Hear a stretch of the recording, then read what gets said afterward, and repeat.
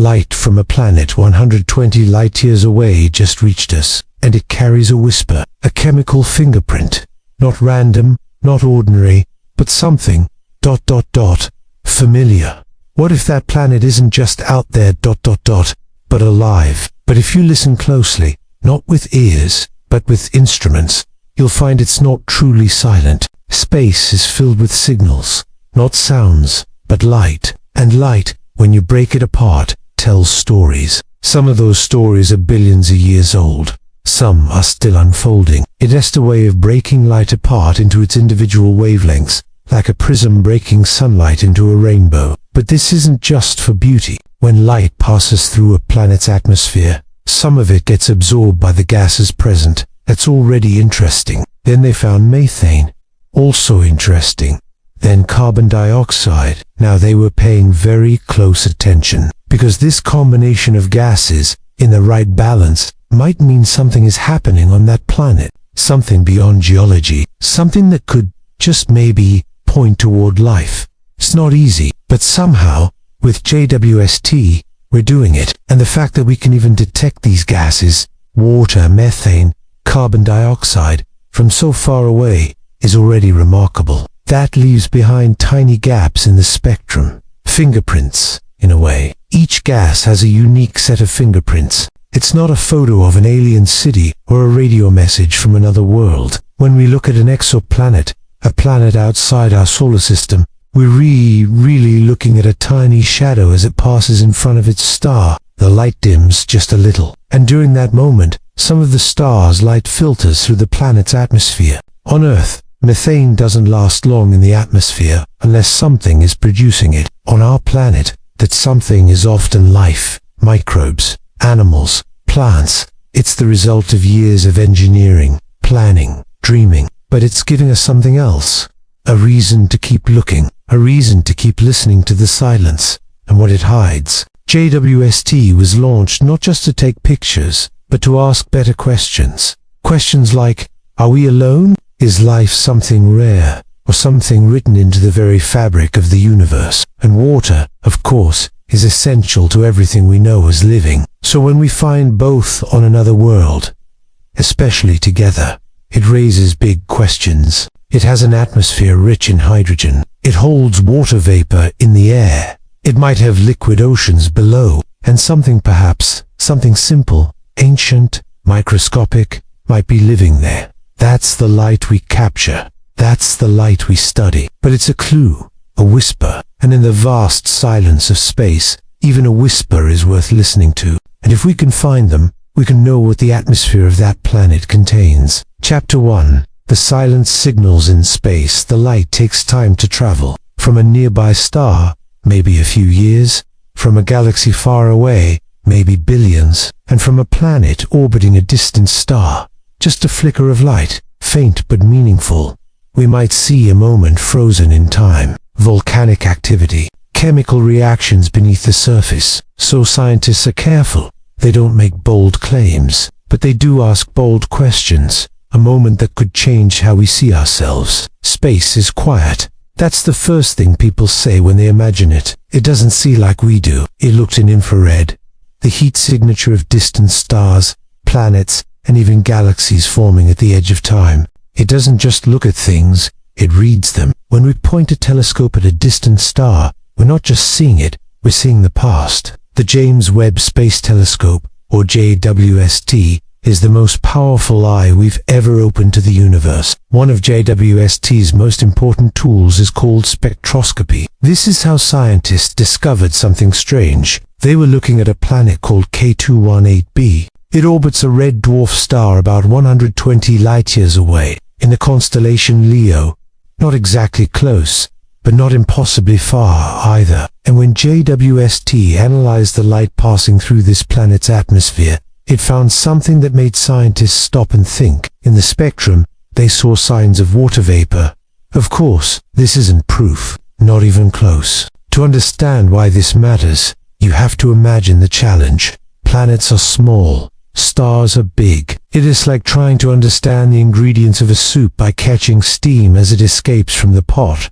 from 100 miles away. What's more remarkable is what these gases could mean. Of course, there are other explanations. Methane can come from geological processes, too. Could this planet be alive? Could it have oceans, clouds, rain? Could it have biology, not just chemistry? That's what we'll explore in this video. But for now, let's pause and reflect. Because this discovery, this combination of molecules detected on K218b, didn't happen by accident. This planet, K218b, may not have all the answers. Somewhere out there, 120 light-years away, a planet orbits its star, or it might not, but either way, that light reached us, and we noticed. Chapter 2, K218b, the water world. Let's take a closer look at this strange and fascinating world, K218b. At first glance, it might not seem very special. It's not a rocky Earth twin. It's not a gas giant like Jupiter. In fact, it's something in between, something we don't have in our own solar system. A type of planet called a Hycean world. The name Hycean comes from two words, hydrogen and ocean. That's the key to understanding why scientists are so interested in this place. A Hycean world has a thick, hydrogen-rich atmosphere and, beneath it, potentially a global ocean. This combination of molecules is exciting because, on Earth, they often exist together when there is life. Not always, but often. That kind of atmosphere can trap heat, keeping the planet's surface warm, even if it orbits far from its star. It's located in the habitable zone of its star. That's the region where temperatures could allow liquid water to exist on the surface. But just being in the habitable zone isn't enough, but it's also tied to life. On Earth, CO cycles through the atmosphere, plants, oceans, and animals. It's a key part of the planet's climate and biology. When methane and carbon dioxide are found together in a certain balance, especially in an atmosphere with water, it can suggest a dynamic environment, one where something might be actively maintaining those levels. What really matters is what S in the planet, S atmosphere, and that S where JWST comes in. That's important because K218b doesn't orbit a sun like ours. It orbits a red dwarfer, much cooler, smaller star. Volcanoes can produce it. So can chemical reactions underground. But the most common source of methane on Earth is biological. Red dwarfs, the stars that K218b orbits, are known for being active and unpredictable. They often emit solar flares, bursts of radiation that can strip a planet's atmosphere over time. Yet, K218b still has a thick atmosphere. That suggests it's either well protected or somehow able to replenish itself. That creates a strange environment: eternal day on one side, eternal night on the other. But where there's liquid water, there's always hope. They want to look for other molecules too, like dimethyl sulfide, which on Earth is almost entirely produced by living organisms. Finding that would be a huge step forward. But in between, there might be a thin region called the Terminator Zone, a place with mild temperatures, twilight skies, and possibly the most comfortable conditions for life. Microbes produce it. Animals release it. It's one of the main byproducts of life. Others think the planet's magnetic field, if it has one, could be playing a role. And it got there not because of what we saw, but because of what we felt in the data. A pattern, a possibility, a gentle knock at the door of our imagination. Either way, it seems this planet has held on to its Iran that matters a lot when looking for life. Around many of those stars, there are planets. Some of those planets may have oceans. Some may have air. And now, thanks to JWST, we found one that just might have both. But thanks to its atmosphere,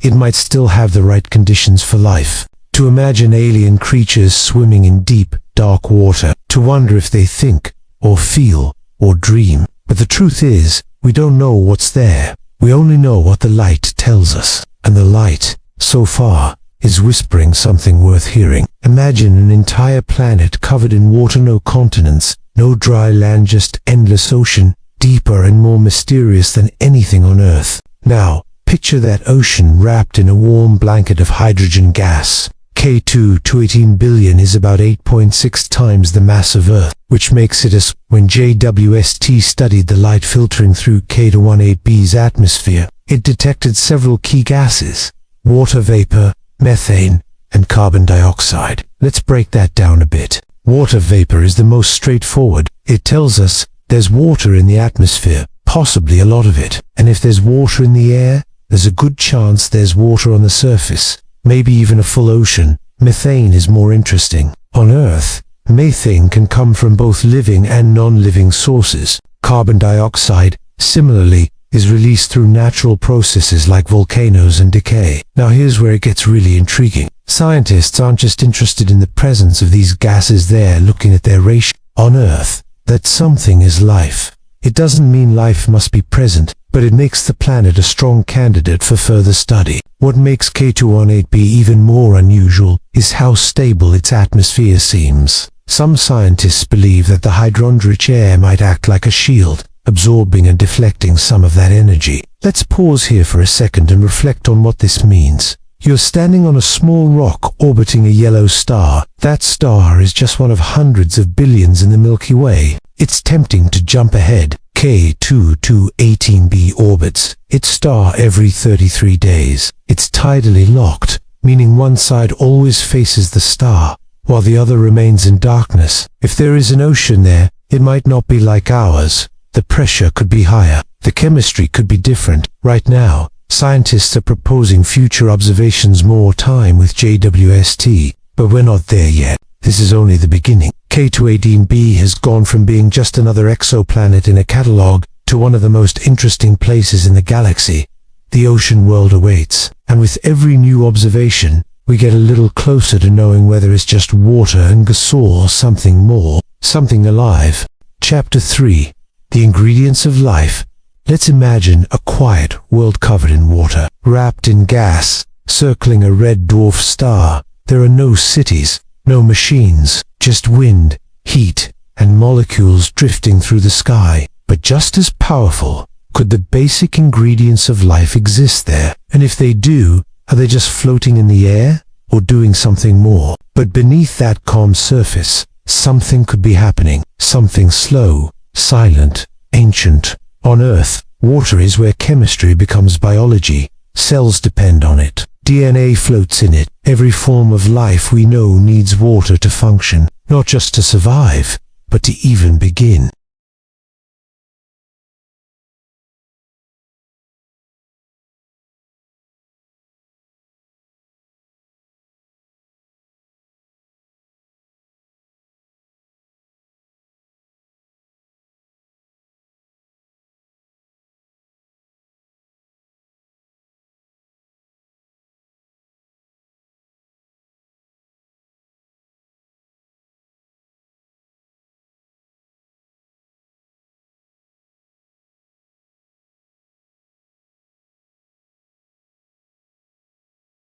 And it found them in a planet located in the habitable zone with a thick atmosphere, possibly covering a global ocean. Maybe chemical reactions below the ocean are releasing gases into the air.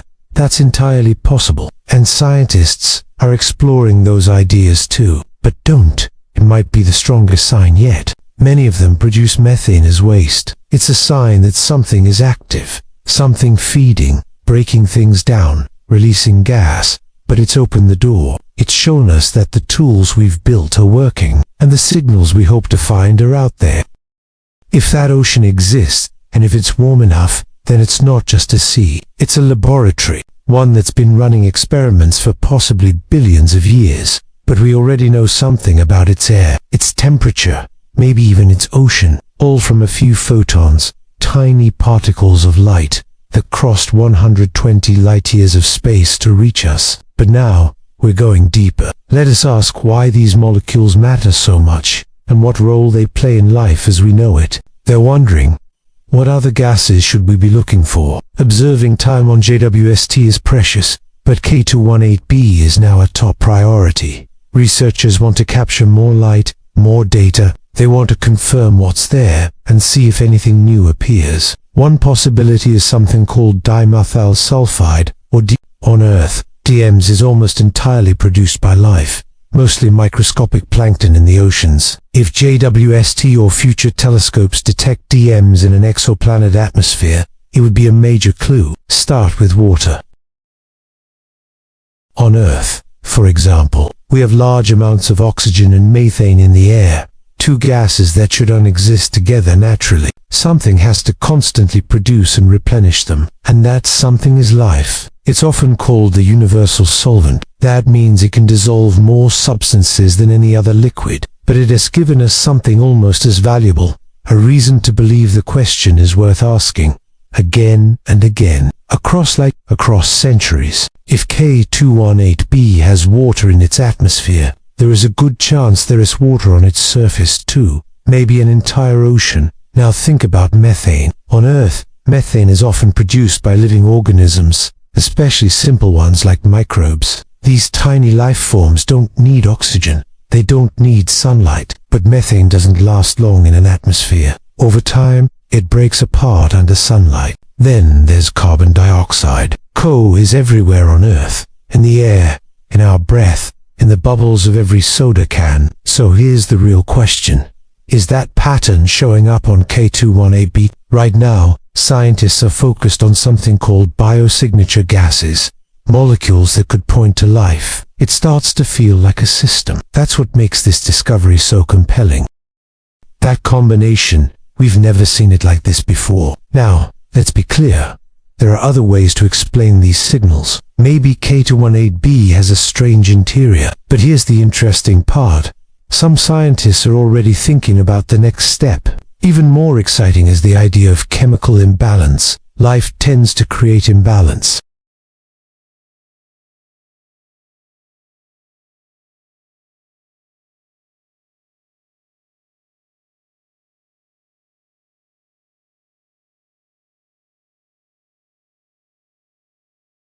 We don't need to land on a planet to learn about it. Light carries the truth.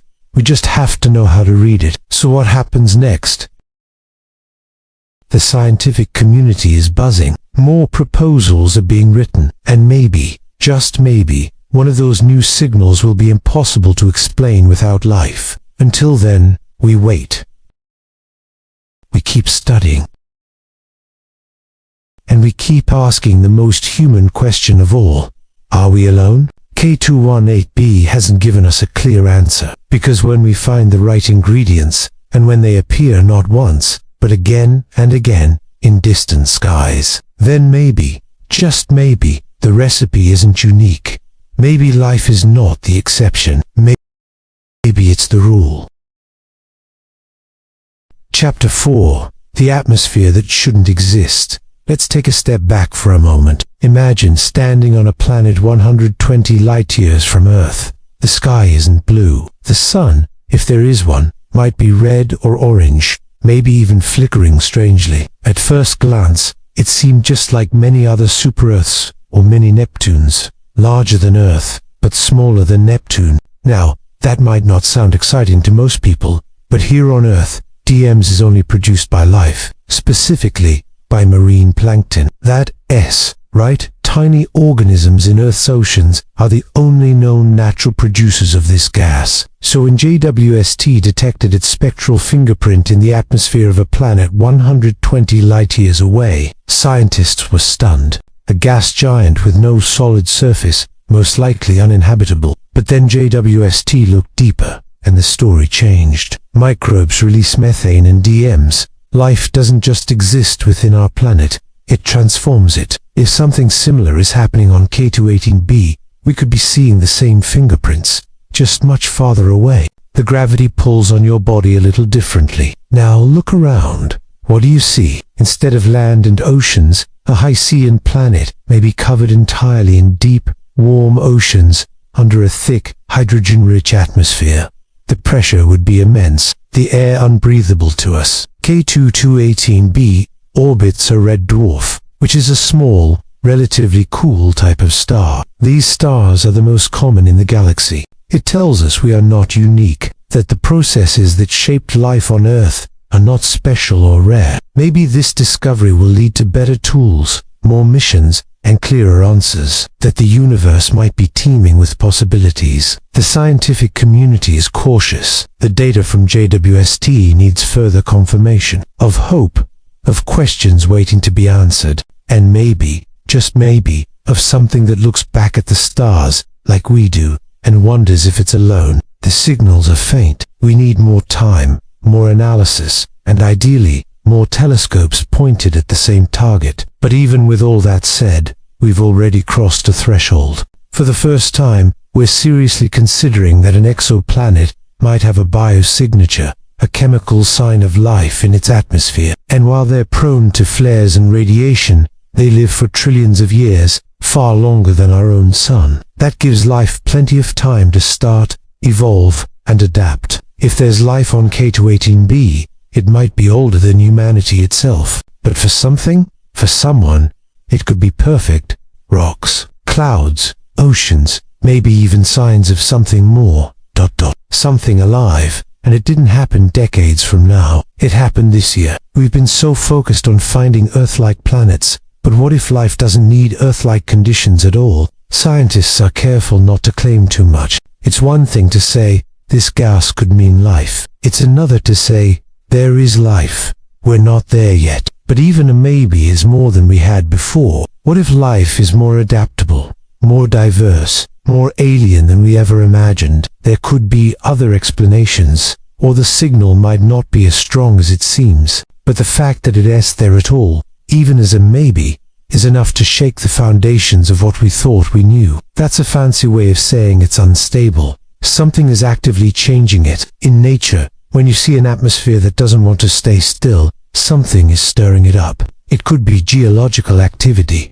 It could be storms, or it could be biology. That's the kind of question scientists asked when they looked at K218b, this intriguing exoplanet orbiting a red dwarf star. On Earth, methane is often released by living organisms. It's a major byproduct of microbial life. So when you combine these three DMs, methane and carbon dioxide, in the same atmosphere, it starts to feel like more than coincidence. Using infrared spectroscopy, the telescope picked up something no one expected, the chemical signature of dimethyl sulfide, or DMs. Of course, the reading isn't 100% certain.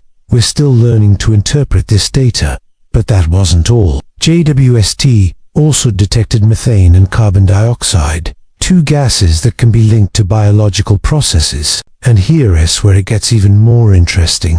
The atmosphere of K218b shows signs of being in On Earth, the presence of life keeps our atmosphere in a constant state of change. Plants release oxygen, animals release carbon dioxide. But here's the part that really stuns scientists. This planet exists in what's called the Hycean zone, a theoretical type of exoplanet that could support life in a way totally different from Earth. This opens up an entirely new class of possible life-bearing worlds. There's another factor worth mentioning, the parent star. But let's not get ahead of ourselves. That's a huge leap. Still, caution is key. And here's something even more profound. If K218b does host life, even microbial life, it tells us something incredible. Or maybe this is just the beginning of a much longer search. In either case, the atmosphere of K218b isn't just made of hydrogen and carbon, it's made of mystery. Ready for the final chapter? Chapter 5. What comes after a discovery like this? Let's say for a moment that the signals from K218b are real, that the detection of dimethyl sulfide wasn't a glitch, or background noise, or a misreading of data. Let us say it really is there, along with methane and carbon dioxide, in a dynamic atmosphere that can be explained by geology alone. Then what? What do we do with that kind of information? Entire fields of astrobiology might need to shift their assumptions. It's like rewriting a textbook in real time. The truth is, we're not prepared. Not emotionally, not scientifically, not even politically. For decades, we've been looking for life elsewhere, but we've always assumed it was far away. In time, in distance, in possibility. Suddenly, it's not. Suddenly, it's right there, in the form of 3 chemical fingerprints drifting through an alien sky. And if life can arise on one exoplanet, could it be everywhere? Could it have visited us? Could it And they push people in all directions. Some become more curious, some more skeptical, some deeply inspired, some ... scared. For scientists, this discovery is both a celebration and a challenge. It raises new questions faster than we can answer them. If life is possible elsewhere, then the stakes of space research suddenly shift. It's no longer about being first to land or first to build. It's about being first to understand, to connect, maybe even to protect. It means we've reached the level of technology and understanding where we can seriously ask, is that life? And not in theory, but in observation. And that will change everything. Somewhere out there, 120 light-years away, a planet circles a faint red star. Its atmosphere stirs with strange gases. Its clouds shift with unseen winds. And maybe, just maybe, something is watching the stars too. In data, in real, tangible measurements. What kind of life could survive on K218b? Is it microbial? Does it swim in oceans beneath the clouds? In how we understand our place in a universe that just got a little less lonely. That wondering is part of what makes us human. What JWST and planets like K218b give us isn't just data. It has permission to hope, to imagine, to reach out, even when there's no guarantee something will reach back. New missions will be proposed.